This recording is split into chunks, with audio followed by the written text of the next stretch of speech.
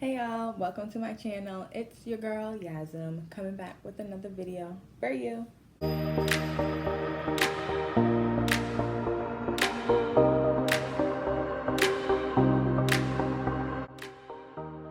Hey everyone, so I hope y'all are doing well. As you all know from my last video, I did say that I wanted to communicate more with what's going on in my life. And since I did have that whole, I guess I would say like revolution, I don't know. I really wanted to share with you all. So if y'all haven't seen that video, go to my page and check out my last video.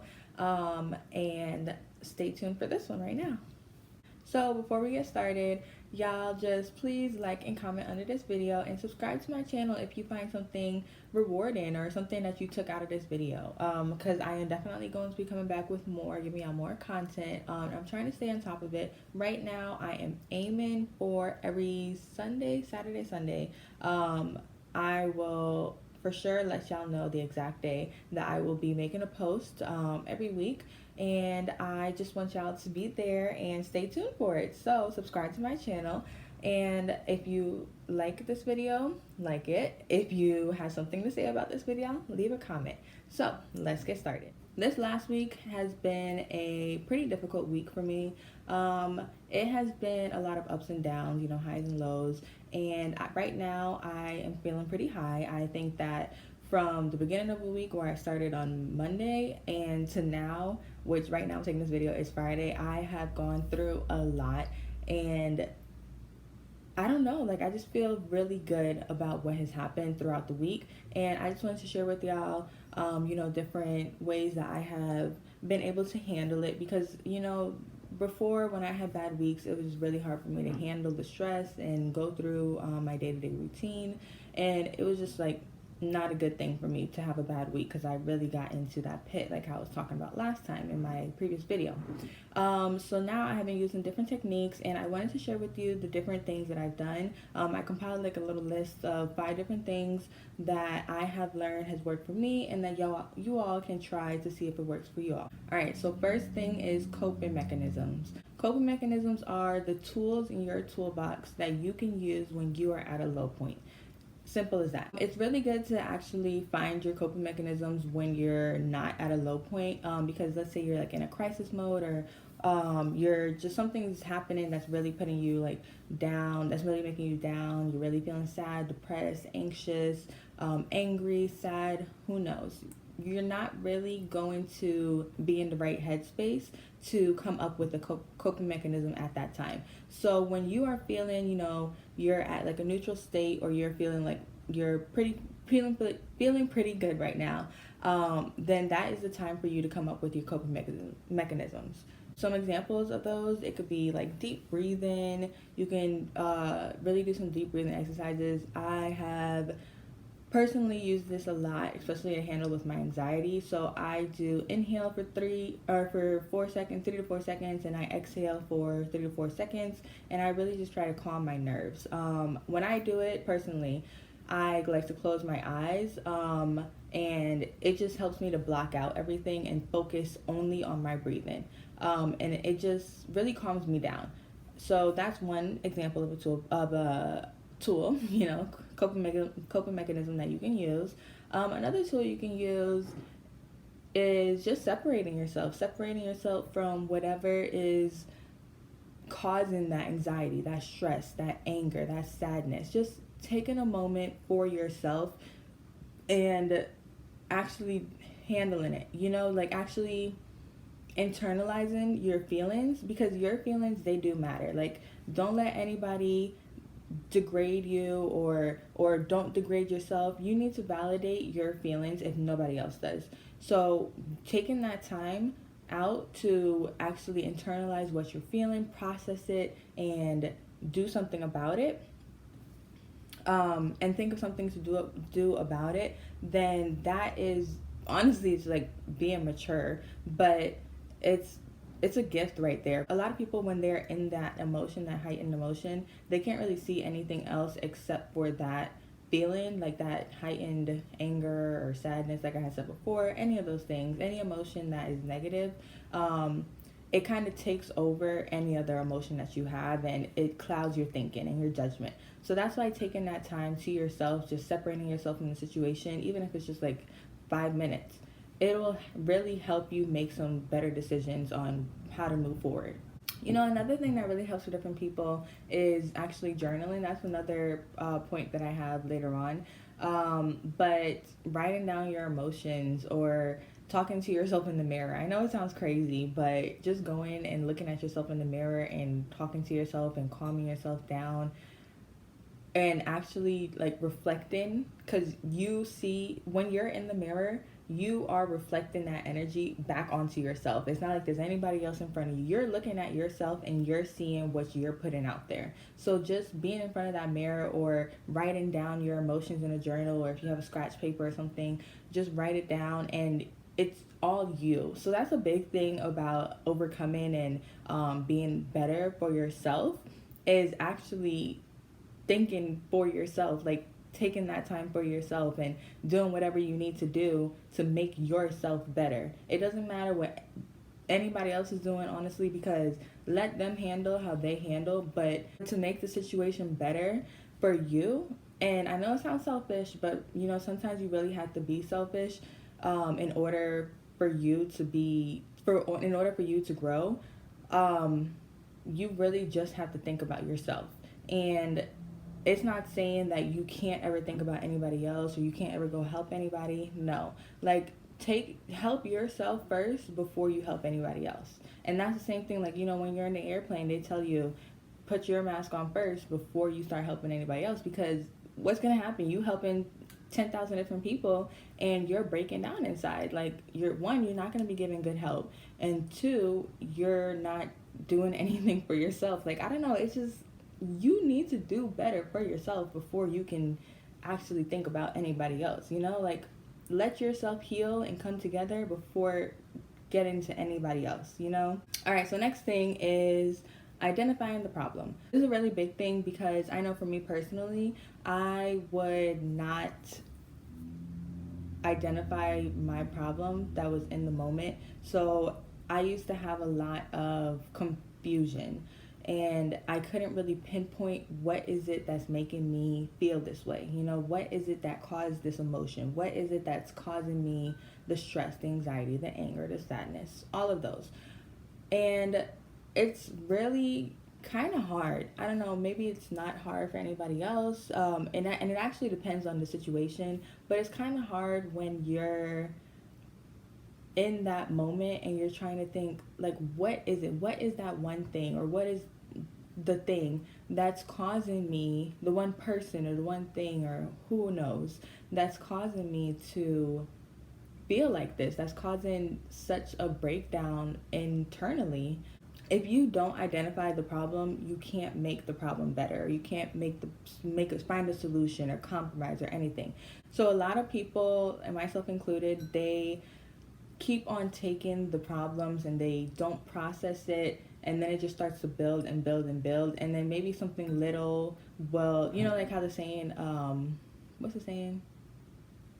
A feather broke the camel's back, something like that. Like, I know my mom says it. I know a lot of people say it. I can't remember exactly what it is, but I'm pretty sure it's the feather broke the camel's back. I don't know.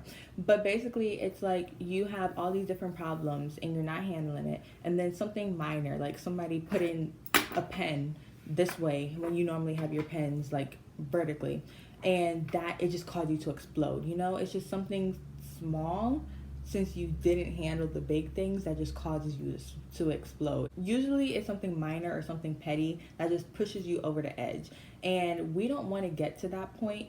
So that is the reason why we need to identify, what is it, like, in the moment, you know? Yeah, I'm feeling upset, yeah, I'm feeling mad, but why, you know?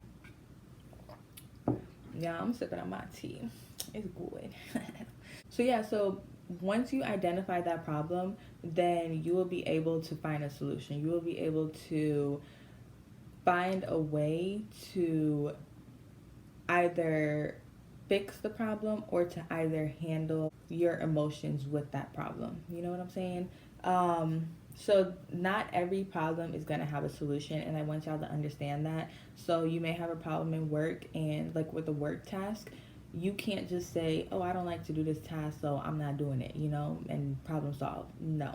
So that is another thing, like going back to coping mechanisms, you have that work task and you identified, okay, yes, this is my problem, but I can't get rid of it. So what do I do? So that's when that coping mechanisms, you got to pull those tools out your toolbox, and you got to be like, all right, what can I do to make myself better in this situation? Like I said, make myself better, make yourself better. Think about yourself. Number 3 is communication. Communication is really, really, really, really big. I know for me personally, I would just bottle things up. I would just keep it in and I would not process it. I would not communicate to anybody, and I would just get angry in my mind, or I would, like cuss somebody out in my mind, or, just, I was just so negative.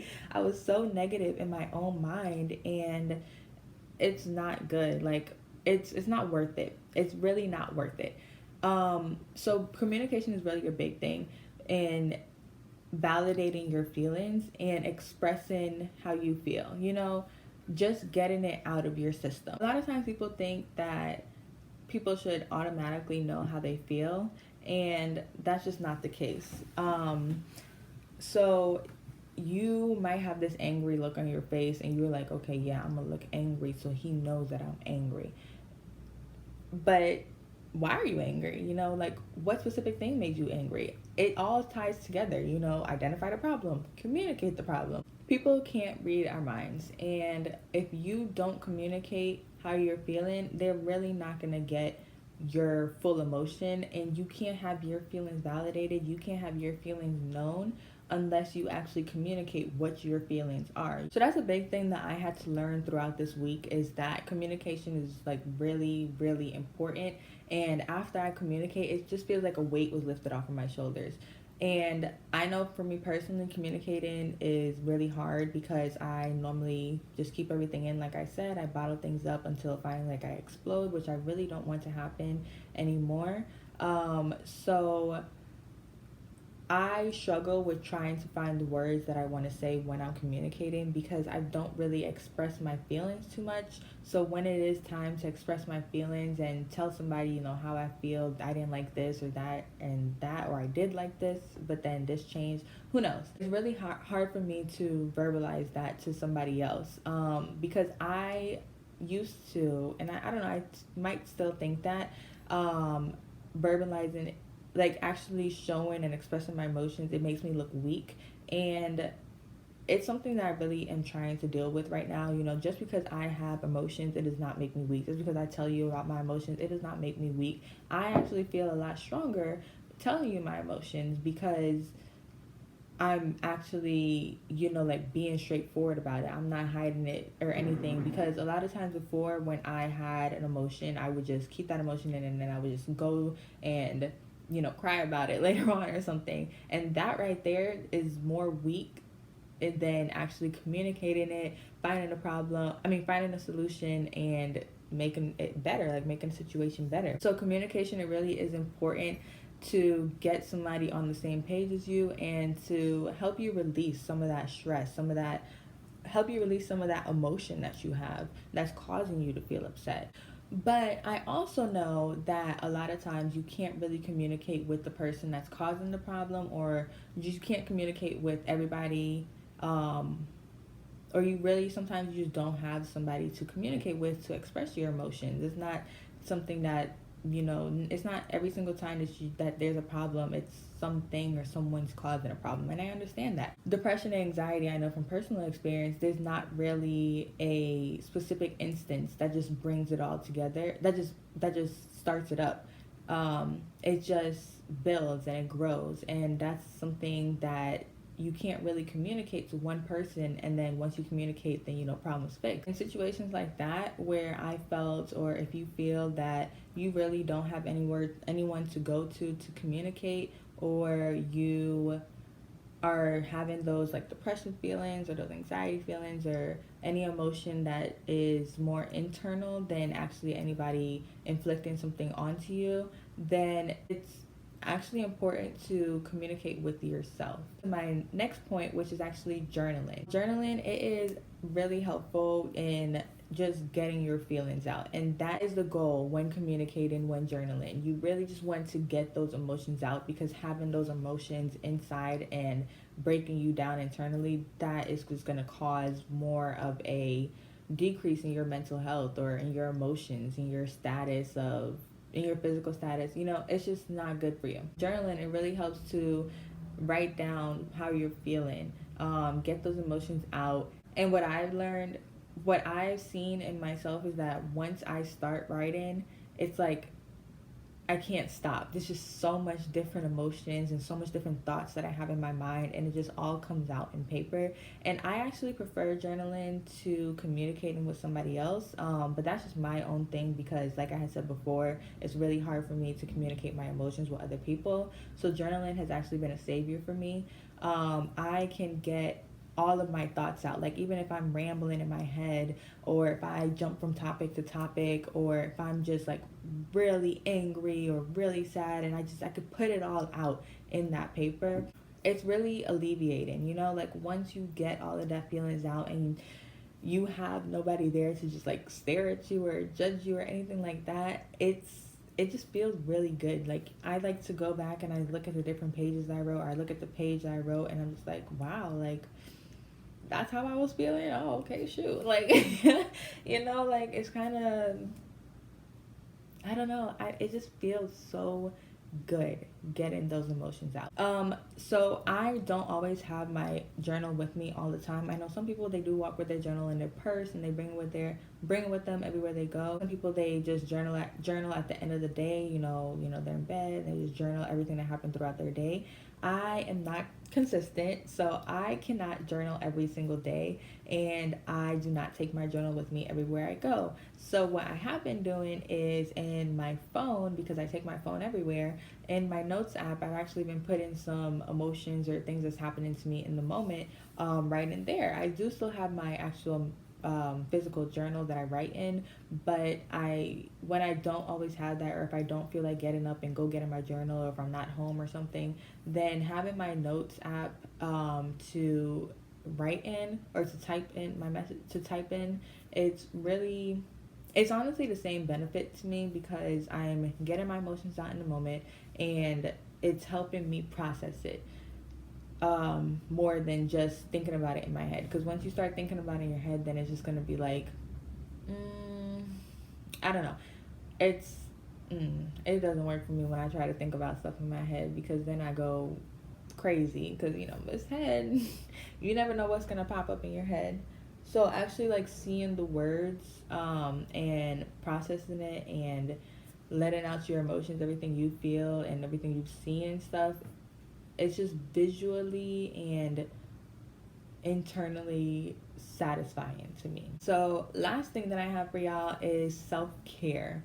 And self-care, I am really, really big on now, because I have never previously done self-care. Self-care for me was non-existent. Like I had said in my previous video, I never really actually took the time to take care of myself. What I have done throughout this week is actually taking some real time to care for myself. And it doesn't matter, like, I have noticed that the bathroom is like my temple right now, because I go in the bathroom and I have my big mirror there, or I'm in a shower and it's just the hot water. It's just me by myself. I can do anything I need to do to take care of myself, and it's really common. In self-care, it does not always look like, getting your nails done, getting your hair done, or getting your whole full body treatment. It's not really like that.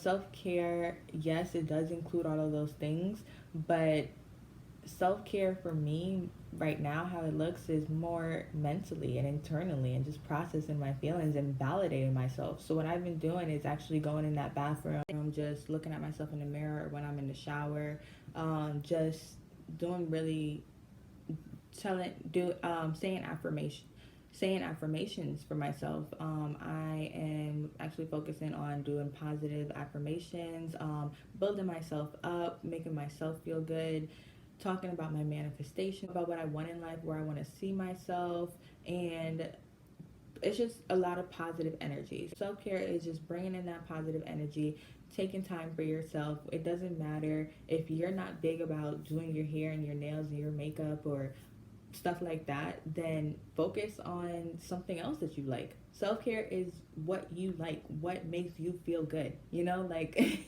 it's not like, I don't know, sometimes I watch these self-care videos and it's like, okay, you know, we're gonna do our nails, we're gonna do our hair, we're going to just like, I don't know. So, not that I'm judging or anything, because I still, when I have my certain self care days, I do my hair, I do my nails, I do my makeup. You know, I just did this morning. Look at my eyelashes. You know, got that done. And but that's not what you have to do every single time you do self care. Like a lot of people, like in a lot of instances, it's really just sitting down, taking time for yourself. I know I like to turn off the lights, light my candle, listen to some her or SZA, or you know, some music that I like, any type of music that I like, to just calm myself down, calm my nerves down. And self-care is actually a time for insight. Like I had said before, it's just focusing on you. You know, it's that's why it's called self-care. You're not caring for anybody else or anything like that. You're focusing on you, what you like, and what makes you feel good. I want y'all to know that you are important. This year, like I had said, this year 2022 is going to be your year. It's going to be our year. We are going to take this as a YouTube family and we're going to better ourselves. So I really hope that these tips help y'all and that y'all can use it. Don't forget to like this video, comment, and subscribe to my channel. I'll see y'all in my next video.